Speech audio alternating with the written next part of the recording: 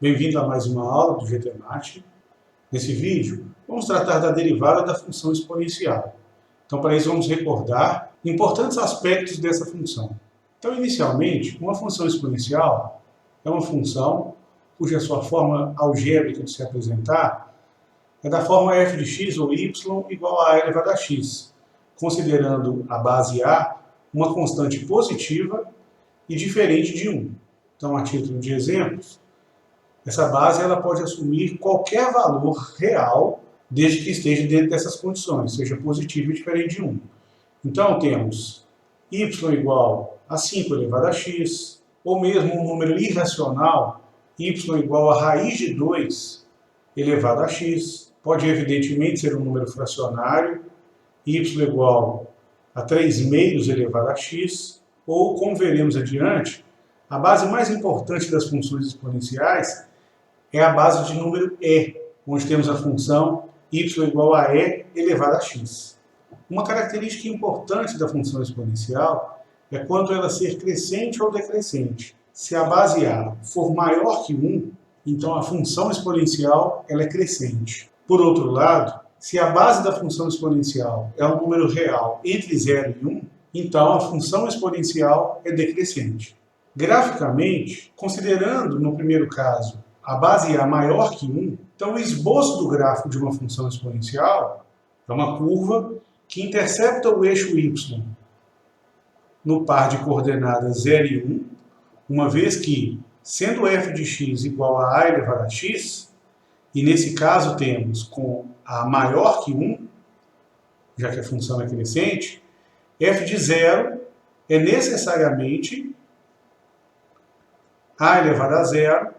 que é igual a 1. Observe ainda que f de x é positivo para qualquer valor da variável x,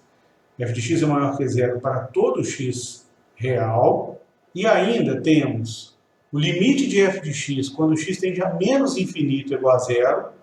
ou seja, quanto menor o valor de x, quanto mais para a esquerda graficamente observamos a variável x, o valor da variável x, mais a curva se aproxima de y igual a 0, ou seja, mais a curva se aproxima do próprio eixo x. E ainda, o limite de f de x quando x tende a infinito é também infinito.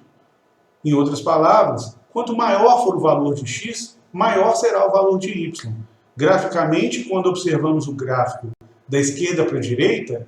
observamos que a curva cresce e cada vez com maior inclinação. Já no caso da função exponencial, quando esta é decrescente, ou seja, quando a base é um número entre 0 e 1, vemos aqui um esboço da curva também da função. Vemos aqui mais uma vez o esboço da curva, mas agora para uma função decrescente, considerando ainda que quando x é 0, a variável y também é igual a 1, ou seja, f de 0, mais uma vez, é a elevado a 0, que por sua vez é igual a 1, e onde mais uma vez temos que f de x é positivo, qualquer que seja o x, ou seja, para todo x real. E além disso, o limite de f de x quando x tende a menos infinito é infinito, e o limite de f de x quando x tende a infinito é igual a 0. Continuando a falar sobre alguns aspectos importantes da função exponencial, um deles é sobre a taxa de variação da função. Vale lembrar que a taxa de variação pode ser interpretada geometricamente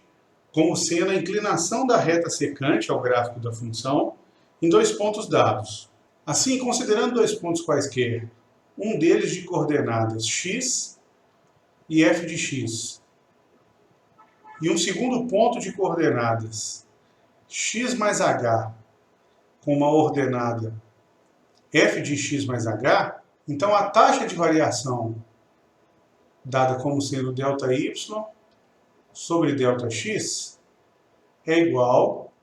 a f de x mais h menos f de x dividido por h.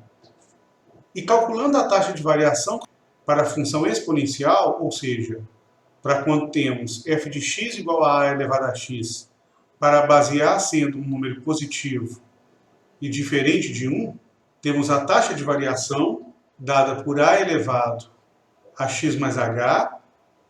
menos a elevado a x sobre h. Observe que desmembrando a potência a elevado a x mais h, temos a elevado a x vezes a elevado a h, e continuando, menos a elevado a x sobre h, podemos colocar a potência a elevado a x em evidência, e assim temos a elevado a x que multiplica a elevado a h menos 1 sobre h. E lembrando que a derivada f' da função é dada como sendo o limite de f de x mais h menos f de x sobre h, quando h tende a zero. Aplicando na função exponencial, temos o limite de a elevado a x, que multiplica a elevado a h menos 1 sobre h, com h tendendo a zero. Como esse limite não depende de x, então podemos trazer a elevado a x, multiplicando o limite, e assim temos a elevado a x que multiplica o limite de a elevado a h menos 1 sobre h, com h tendendo a zero. Agora vamos observar o gráfico da função exponencial, considerando sem perda de generalidade a função crescente, e observe que o ponto onde o gráfico da função intercepta o eixo das ordenadas é o ponto de coordenadas 0 e 1, e considerando um ponto de abscissa h, temos a ordenada como sendo a imagem de x igual a h, ou seja, a elevado a h. E se considerarmos a reta secante ao gráfico dessa função, nos dois pontos considerados, uma reta R, a inclinação dessa reta, ou seja, a taxa de variação considerando esses dois pontos, é dada por ΔY sobre ΔX igual a a elevado a h menos 1 sobre h, que é justamente a taxa de variação no limite considerado para o cálculo da derivada. Assim, quando calculamos o limite de a elevado a h menos 1 sobre h com h tendendo a zero, podemos interpretar geometricamente este limite como sendo a inclinação da reta tangente à curva de uma reta considerada S no ponto de coordenadas 0 e 1. Ou seja, o limite de a elevado a h menos 1 sobre h quando h tende a zero pode ser visto como sendo o valor da derivada da função f, ou seja, f', quando x é igual a zero. E com isso, podemos escrever que a derivada f' de x da função exponencial é dada como sendo a elevado a x, que é